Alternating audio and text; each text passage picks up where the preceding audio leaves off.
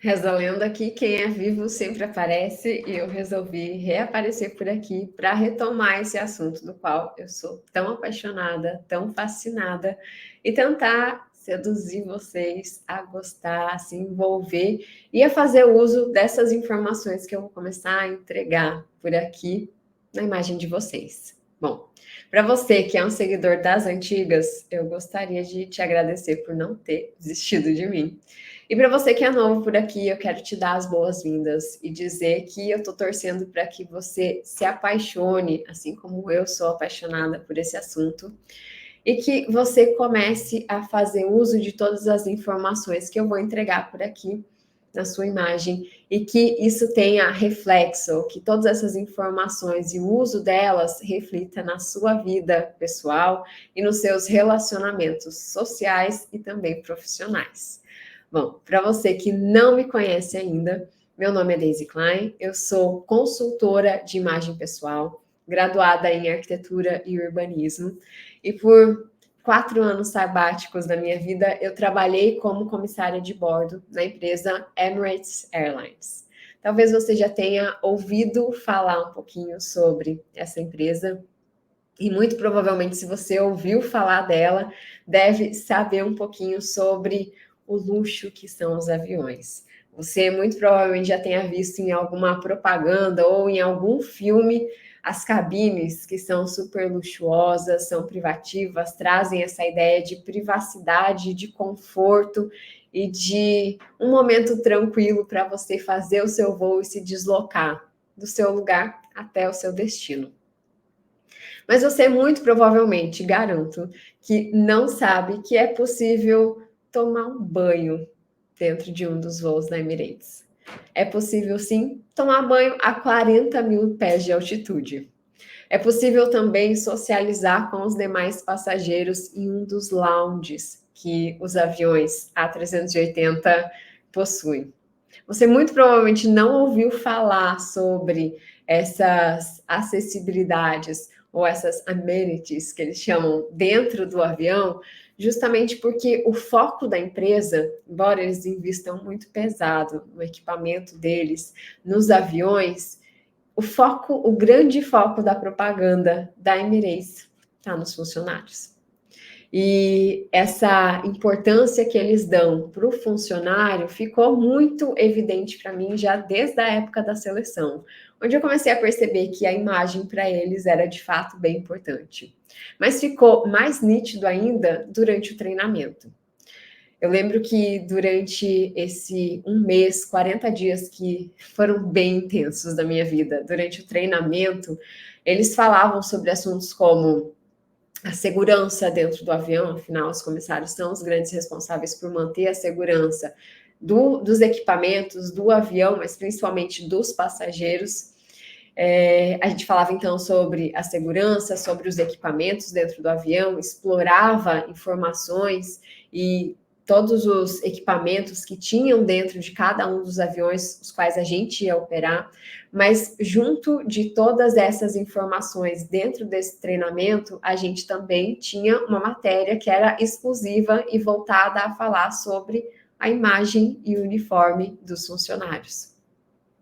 E durante essa aula a gente entendia então um pouquinho, ou aprendia sobre como que deveria ser a nossa maquiagem, como que deveria ser a imagem tanto das funcionárias, das mulheres, como também dos homens. Então tinham algumas regrinhas que a gente precisava seguir com relação a cabelo. Então mulher que tinha cabelo comprido precisava sempre estar preso em um coquinho. Quem tinha o cabelo curto, como era o meu caso, ele precisava ser mais curto do que a altura da gola do blazer. Então, o cabelo não podia encostar na gola do blazer. Quando encostava, era sinal de que o cabelo já estava comprido demais e precisava ou ser preso ou ser cortado.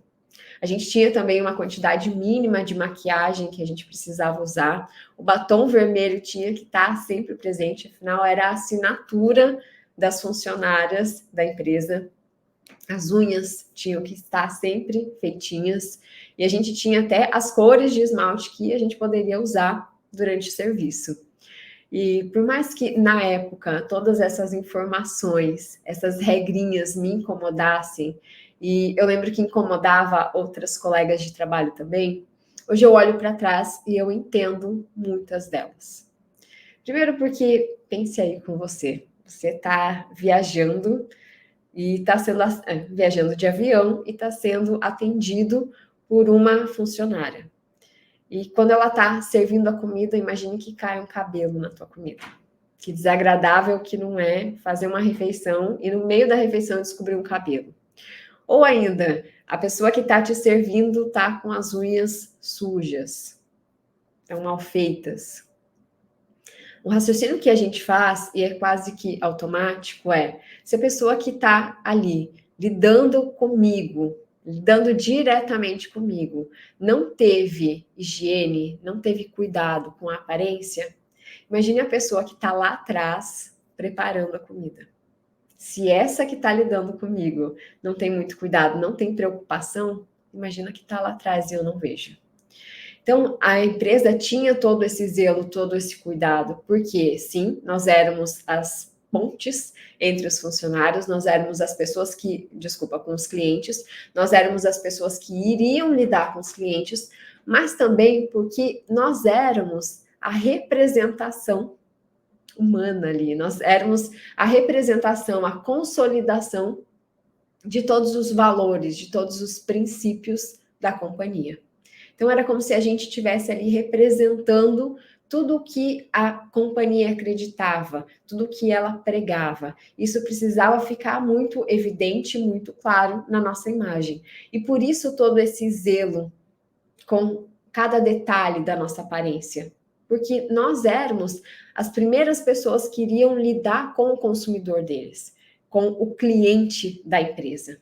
Então, por esse motivo, ter tamanho cuidado. Não só porque a gente estava lidando com a segurança ou com os alimentos dentro do avião, mas também porque nós éramos a representação humana dos valores de uma empresa. Ali, para mim, começou a ficar muito evidente que a imagem pessoal tinha, sim, uma importância muito grande. Mas foi só quando eu voltei para o Brasil e me inseri dentro do universo da imagem pessoal que eu descobri quão profundo pode ser o efeito da nossa imagem dentro dos nossos relacionamentos sociais. No universo profissional, eu já tinha tido uma ideia, mas quando eu comecei a pesquisar sobre imagem pessoal dentro dos relacionamentos sociais, isso começou a se tornar ainda mais evidente, ainda mais significativo. Isso porque grande parte dos nossos relacionamentos se dão a partir da percepção que a gente tem uns dos outros. A gente olha para o outro e a gente consegue fazer uma infinidade de avaliações, de julgamentos. A gente olha para o outro e a partir do que a gente vê, a gente consegue fazer avaliações que são objetivas, ou seja, eu olho para o outro e eu tenho uma ideia de qual é a faixa etária dessa pessoa, qual é o estado emocional desse indivíduo, qual é o sexo dele. Mas além dessas informações que são muito óbvias aos nossos olhos, a gente faz ainda inferências sobre traços sociais.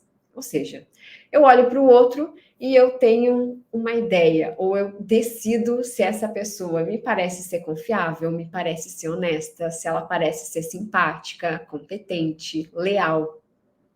E todas essas informações que a gente tem, ou que a gente chega, essas conclusões que a gente chega, antes mesmo de começar a se relacionar com o outro, acaba funcionando como um filtro de comunicação. Então, essa impressão que eu tenho do outro acaba determinando qual é o tipo de relacionamento que eu vou ter com essa pessoa.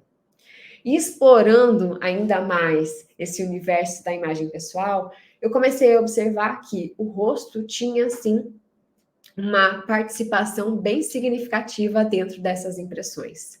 Grande parte das impressões que nós temos dos outros vem do rosto. Seja porque o rosto está ali à altura, a nível dos olhos do observador, do interlocutor, seja porque o rosto, ou é do rosto que vem a comunicação falada, a gente olha para o rosto porque é dali que está vindo a interação, a comunicação verbal. Mas a gente olha para o rosto também porque é do rosto que vem a identidade da pessoa para a qual a gente está se comunicando, se relacionando. A gente pode olhar para qualquer parte do corpo de uma pessoa e vai concluir que é muito difícil identificar quem é a pessoa. Enquanto, quando a gente olha para o rosto, a gente vê de onde vem a identidade, ou a gente automaticamente identifica quem é o indivíduo com o qual a gente está se relacionando. E até quando a gente vê, por exemplo, a nossa imagem em um espelho, ou em um vídeo, ou em uma foto, quando a gente vê um pedaço do nosso corpo, a gente fala, olha o meu ombro ali naquele vídeo. Saiu um pedaço da minha mão naquela foto. Mas quando a gente olha para o nosso rosto, e ainda que esteja só o rosto naquele vídeo, naquela gravação, naquela imagem, a gente diz, olha eu ali. Então, o rosto acaba funcionando como a representação de quem nós somos. É a porção do corpo que nos identifica. E pesquisando, eu descobri que, de fato, nós, seres humanos, possuímos mecanismos neurais e também cognitivos que são especializados e dedicados exclusivamente à percepção de rostos. O que isso quer dizer? A gente olha para uma imagem e automaticamente, quando a gente identifica um rosto, a gente não só chega à conclusão de que aquele estímulo para o qual a gente está olhando é um rosto, como a gente automaticamente identifica qual é o rosto. E essa é a hipótese da especificidade do rosto. Ou seja, a gente não só identifica aquilo ali, aquela imagem como sendo um rosto, como a gente automaticamente identifica qual é o rosto. Essa imagem aqui torna muito evidente. A gente vê inúmeros rostos, algumas, né? Inúmeras pessoas, não são inúmeras, são 3, 6, 8 pessoas. A gente vê 8 pessoas, mas quando a gente identifica qual é o rosto, olha ali, Angelina Jolie. Não falo, olha, aquilo ali é um rosto, aquele ali é o rosto da Angelina Jolie. Ou aquilo ali é um rosto, aquele ali é um rosto do Brad Pitt. A gente automaticamente identifica a quem aquele rosto pertence. Isso porque a gente tem mecanismos neurais que são especializados em fazer esse processamento e chegar a essas conclusões. Mas mais do que isso, a gente tem mecanismos capazes de fazer ou de chegar a conclusões muito rápidas, muito velozes com relação aos rostos para os quais a gente está olhando. E eu quero fazer esse exercício com vocês, e esse exercício para mim é muito, não um exercício, mas o estudo em si é muito emblemático e muito significativo para mim, porque ele veio do primeiro estudo, do primeiro estudo científico que eu tive acesso. E eu gostaria de reproduzir ele com vocês, justamente para vocês perceberem como a gente chega a conclusões muito rápidas, conclusões muito precisas, e a gente faz julgamentos de fato do caráter de uma pessoa com base em um rosto, sem mesmo precisar ter alguma relação social, sem precisar interagir de fato com essa pessoa. Então, eu vou pedir para que você olhe fixamente para esse sinal de mais, que está quase aí no centro, ou no centro da lateral direita do seu rosto, e da sua tela, desculpa, e vai piscar um rosto muito rapidamente ali naquele canto da tela. E seguido desse rosto vai vir uma pergunta. Então, eu peço para que você foque bem nesse rosto e extraia o máximo de informação possível para conseguir responder a essa pergunta que eu vou te fazer. Tá preparado? Então, vamos lá. E aí? Muito rápido, né? Mas com base no pouco que você viu, na sua opinião, esse rosto para o qual você olhou, parece pertencer a uma pessoa agressiva? Sim ou não? E de 1 a 9, se você tivesse que fazer um julgamento de quão certo você tá com relação a essa impressão que você teve do rosto, sendo 1 pouco confiante, pouco seguro da impressão, e 9 muito seguro da sensação que você teve, de 1 a 9, qual é o grau de confiança que você teve nessa observação? De novo, sendo 1 pouco seguro, pouco confiante, e 9 muito confiante. Se você se sentir à vontade, comenta nos comentários aqui, deixa nos comentários desse vídeo, qual foi a impressão que você teve e qual foi o grau de segurança ou de confiança que você teve nessa observação. Respondeu? Pensou aí? Chegou a uma conclusão? Então agora olha com calma para esse rosto e me diga. Ele parece ser um homem agressivo ou não? E agora que você consegue olhar para esse rosto sem restrição de tempo, comenta aqui para mim nesse vídeo ali, nos comentários desse vídeo. A sua impressão mudou? Ele parece ou não ser agressivo? Mais do que isso, agora que você consegue olhar para ele sem restrição de tempo, o seu grau de segurança ou de confiança nessa impressão aumentou ou diminuiu? Bom, foi um experimento muito semelhante a esse que o Todorov fez na Universidade de Princeton, onde ele chamou alguns universitários para participar. E ele vestiu esses universitários, 35 homens e 35 mulheres. Ao longo do estudo, 2 pessoas foram desclassificadas, acabou ficando 33 homens, né? E por causa dessas 2 pessoas que foram desclassificadas, eu não lembro agora se eram homens ou mulheres, acabaram outras 2 sendo desclassificadas do sexo oposto. Então ficaram 33 homens e 33 mulheres vestidos com uma camiseta de cor neutra, com o cabelo preso, pouca maquiagem no rosto, nenhum acessório evidente, e eles tiraram fotos em expressão facial neutra. Então, olhando em expressão facial neutra para essa foto, esse rosto piscava em uma tela e outros alunos da universidade eram convidados, então, para julgar aquele rosto para atributos como atratividade, simpatia, competência, confiabilidade e agressividade. Então, piscava o rosto, assim como eu fiz o exercício com vocês. O rosto, eles ficavam inicialmente olhando para uma tela em branco, com um sinalzinho de mais. O rosto piscava inicialmente por 1/10 de segundo e era seguido por uma dessas perguntas. Essa pessoa, esse rosto para o qual você olhou, parece pertencer a uma pessoa competente? Sim ou não? Eles tinham que inicialmente responder se parecia ser competente ou não, por exemplo. Depois de responder essa pergunta, eles diziam quão certos, quão seguros eles estavam com relação a essa observação, de 1 a 9, sendo 1 pouco seguros e 9 muito confiantes da resposta. A foto então voltava e piscava por meio segundo, e de novo, todo o exercício era repetido, e depois eles podiam olhar para aquele rosto por 1 segundo inteiro, e aí respondiam. Essa pessoa parece ser competente? De 1 a 9, quão seguro, quão certo você está dessa observação? E o que os pesquisadores, o que Todorov percebeu foi que o tempo mínimo que a gente leva para fazer o julgamento de caráter de uma pessoa varia entre 33 e 38 milissegundos. Muito rápido, né? E ele chegou à conclusão de que a opinião daquelas pessoas, quando elas olhavam para aquele rosto por 1/10 de segundo e depois elas olhavam por 1 segundo inteiro para aquele rosto, não mudava. O que mudava era o grau de certeza daquela impressão inicial que eles tinham tido. Levando então a concluir que a primeira impressão era mesmo a que ficava. Bom, pelo menos até que o componente dinâmico das interações sociais comece a entrar em campo, ou apareça, caia para o jogo. Por que eu digo isso? Te apresento aqui o meu rosto em expressão facial neutra. O rosto bem pouco convidativo, né? Pelo menos eu não me aproximaria dessa pessoa. Se eu estivesse andando pela rua e eu precisasse de alguma ajuda, eu não pediria ajuda para ela. Você pediria? Eu não. Eu preferiria alguém que fosse um pouquinho mais caloroso, tivesse uma cara um pouquinho mais simpática.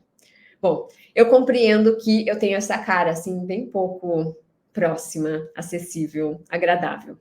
E o que eu faço para tentar quebrar esse gelo e não dar essa impressão tão distanciadora nas pessoas é segurar um sorriso no meu rosto quase que o tempo inteiro. Porque o sorriso faz com que a gente vai destrinchar mais sobre isso mais para frente.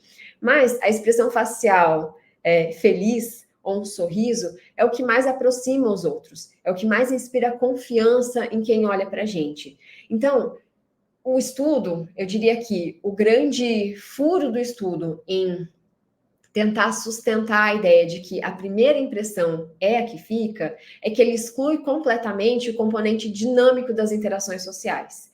Embora sim, nós estejamos a grande parte, ou a maior parte do tempo, em expressão facial neutra, dentro das nossas relações sociais, a gente acaba sim expressando outras emoções, interagindo, e tem esse componente que é dinâmico, que é interativo, se fazendo muito presente. Então, quando a gente fala que a primeira impressão é a que fica, ela pode sim ser a que fica, enquanto não há interação social. Quando as interações sociais começam a surgir ou aparecem, né, se fazem presentes, começam a se fazer presentes, ela pode sim mudar. E a gente vai ver no próximo estudo que eu vou trazer no próximo vídeo, que elas mudam sim, elas podem mudar. Agora, a grande questão é que, para uma impressão mudar, eu preciso de tempo e eu preciso da chance de convencer o outro de que eu não sou aquela pessoa da qual ele teve aquela impressão. E a grande questão, então, é que para a gente conseguir mudar uma primeira impressão, o outro precisa dar a chance para a gente. E se a impressão foi muito ruim, a impressão, desculpa, inicial foi tão má, foi tão ruim, pode ser que o outro não nos dê essa chance. O que faz a gente, então, concluir que é mais fácil a gente mudar uma boa primeira impressão do que uma má primeira impressão. Se o outro não me dá a chance de mudar uma má impressão, como que eu vou mudar?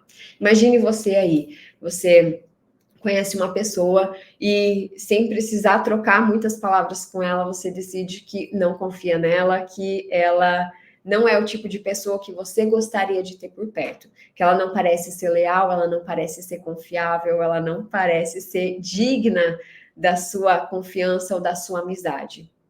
Você vai querer dar uma chance para ela? Você pode até dar, mas eu te garanto que você vai ficar com um pezinho atrás ao longo dessas tentativas de mudar a sua impressão. Agora, por outro lado, pode ser que uma pessoa que tenha sim te causado uma boa impressão inicial, isso acontece muito dentro do mundo profissional, né?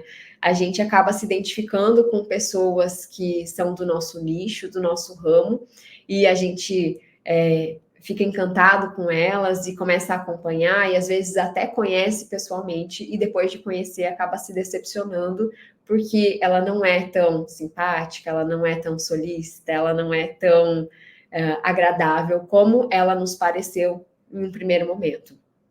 Então, o que eu quero reforçar aqui é que sim, as primeiras impressões podem mudar, elas mudam sim, mas é muito mais fácil a gente mudar uma primeira impressão boa, porque quando a impressão inicial ela é favorável, ela possibilita que a gente passe mais tempo com o indivíduo.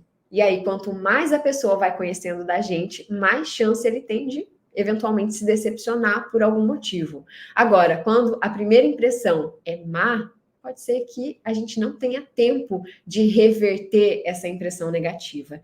E esse é a grande tacada, o grande achado das impressões. Por isso que é tão importante para a gente trabalhar uma primeira boa impressão e fazer com que ela seja favorável. Porque quando ela é favorável, a gente abre espaço para um relacionamento.